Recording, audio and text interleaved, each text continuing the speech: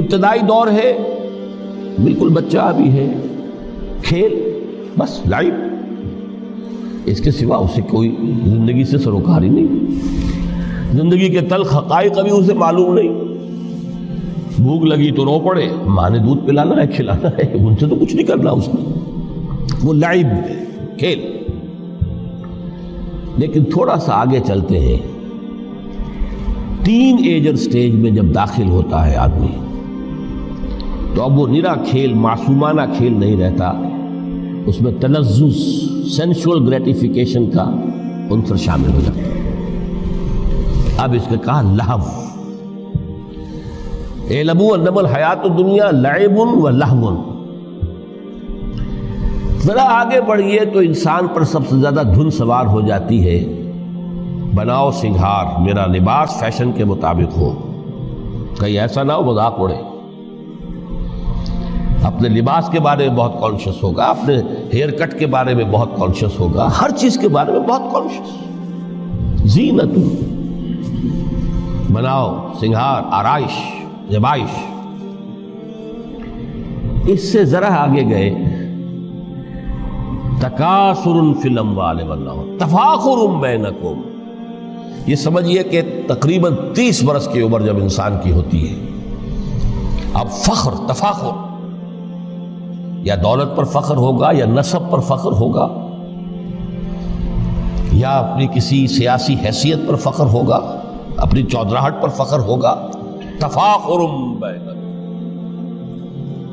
جس میں جان میں چونکہ توانائی ہوتی ہے، قوت ہوتی ہے، لیکن اس کے بعد جب عمر ڈھلی بڑا ریئلسٹک ہو جاتا ہے انسان۔ پھر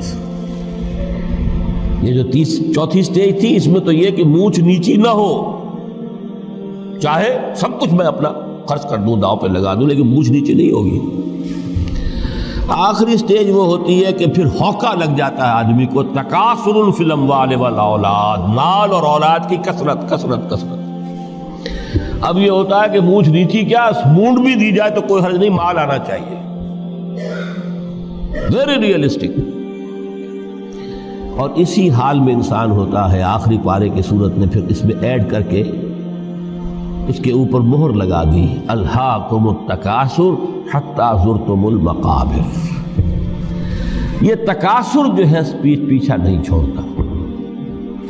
اتنی دولت بھی ہے کہ آپ کی 10 نسلیں کھا سکے اطمینان سے بیٹھ کر، تب بھی صبر نہیں ہوتا۔ بڑے میاں کی ٹانگیں جو ہیں وہ قبر میں لٹکی ہوئی ہیں، لیکن تکاثر جو ہے، تکاثر مال، وہ پیچھا نہیں چھوڑتا۔ حتی زرتم المقابر، یہاں تک کہ قبروں تک جاؤ، قبر میں اتار دیا جائے، جب تک ٹانگیں صرف لٹکی ہوئی ہیں اس وقت تک نہیں۔ اس کے بعد تشبیہ دی ہے کہ یہ حیات دنیاوی کا جو ایک سائیکل ہے، اعلموا انما الحیات الدنیا لعب و لہو و زینت و تفاخر بینکم و تکاثر فی الاموال والاولاد۔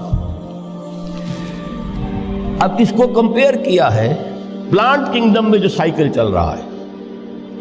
یہ ہمارا سائیکل ہے 60-70 برس کا، بچہ پیدا ہوا، خوشیاں منائی گئی، پھر وہ لڑکپن سے، پھر ٹین ایجر سٹیج سے، پھر جوانی ہے، پھر ادھیڑ عمر ہے، اور پھر بڑھاپا ہے، اور پھر قبر میں اتارا جانا ہے۔ لیکن یہ کہ پلانٹ کنگڈم میں سائیکل چلتی ہے۔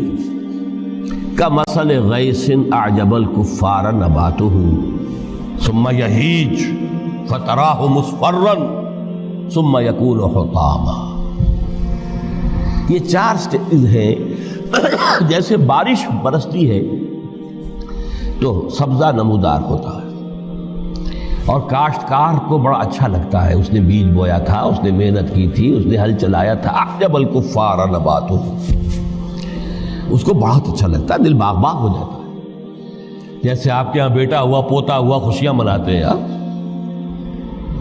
کمثل غیث اعجب الکفار نباتہ ثم یہیج، پھر وہ فصل اپنی پوری قوت کو پہنچتی، فصل لہرا رہی ہے،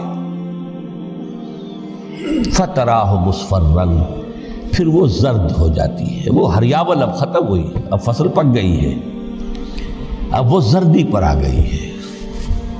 ثم یکون حطاما، پھر وقت آتا ہے، اگر وہ خضرو گھاس ہے تو پھر وہ چورا چورا ہو کر پھر وہ مٹی میں مل جاتی ہے، اور اگر فصل ہے تو کھیتی کٹ گئی، اس کے بعد کیا رہ گیا وہاں؟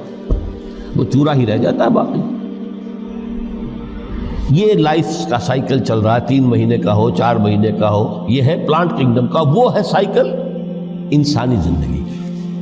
اب فرمائی ٹیپ کی بات جو ہے، وَفِي الْآخِرَةِ عَذَابٌ شَدِيدٌ وَمَغْفِرَةٌ مِّنَ اللَّهِ وَرِضْوَانٌ۔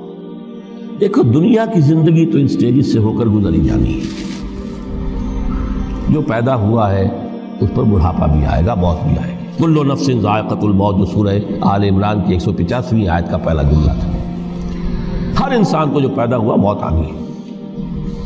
اب یہ ہے کہ وہ کہیں آپ نے محل میں گزار لی زندگی، کسی کٹیا میں گزار لی زندگی، کسی کی فٹ پاتھ پر گزر گئی زندگی۔ زندگی گزر جاتی ہے، گزرتی ہے، اور ان 5 سٹیجز میں سے ہو کر گزرتی ہے۔ آپ گندی گلیوں میں بچوں کو کھیلتے ہوئے دیکھتے ہیں، وہ بھی کھیل رہے ہوتے ہیں، نالیوں کے پانی کے اندر کھیل رہے ہوتے ہیں، ان کا بھی کھیل ہے، گندے جوہڑ میں کھیل رہے ہوتے ہیں۔ وہ تو ہے زندگی کی وہ سٹیج جو ہے کھیل کی ہے۔ کسی کے پاس بڑے قیمتی کھلونے ہیں، ان سے کھیل رہا ہے، کوئی اس طرح گلی ڈنڈا کھیل رہا ہے یا کچھ اور کھیل رہا ہے، لیکن وہ 5 سٹیجز تو آئیں گی۔ اعلموا انما الحیات الدنیا لعب ولہو وزینۃ وتفاخر بینکم وتکاثر فی الاموال والاولاد کمثل غیث اعجب الکفار نباتہ ثم یہیج فتراہ مصفرا ثم یکون حطاما وفی الآخرۃ عذاب شدید ومغفرۃ من اللہ ورضوان۔ آخرت میں جا کر یہ بائیفرکیشن ہو جانی ہے، یا تو شدید عذاب اور یا اللہ کی مغفرت اور رضا۔ Now the choice is yours، اما شاکرا و اما کفورا، فیصلہ تم خود کر لو۔ وما الحیات الدنیا الا متاع الغرور، یہاں بھی آخری الفاظ وہ ہے کہ دنیا کی زندگی دھوکے کے سوا کچھ نہیں۔ کیوں؟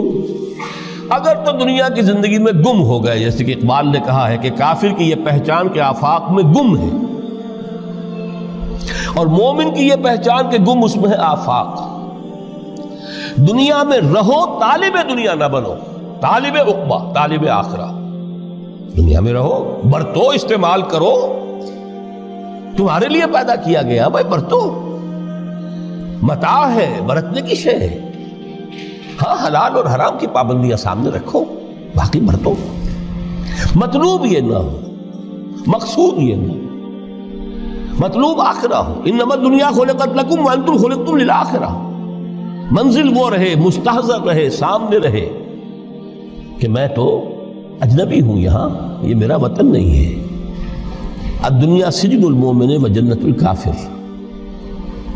جیسے کسی پرندے کو کسی پنجرے میں بند کر دیا گیا ہو، اس طرح ہمیں اس دنیا میں بھیج دیا گیا، اللہ کی مرضی اس نے بھیجا ہے۔ جب تک وہ چاہتا ہم رہیں گے یہاں، لیکن ہمارا دل یہاں نہیں لگے گا۔ بازار سے گزرا ہوں، خریدار نہیں ہوں، طالب دنیا نہ، تب تو یہ کوئی دھوکے کا سودا نہیں، وطن نہیں، بالکل نہیں۔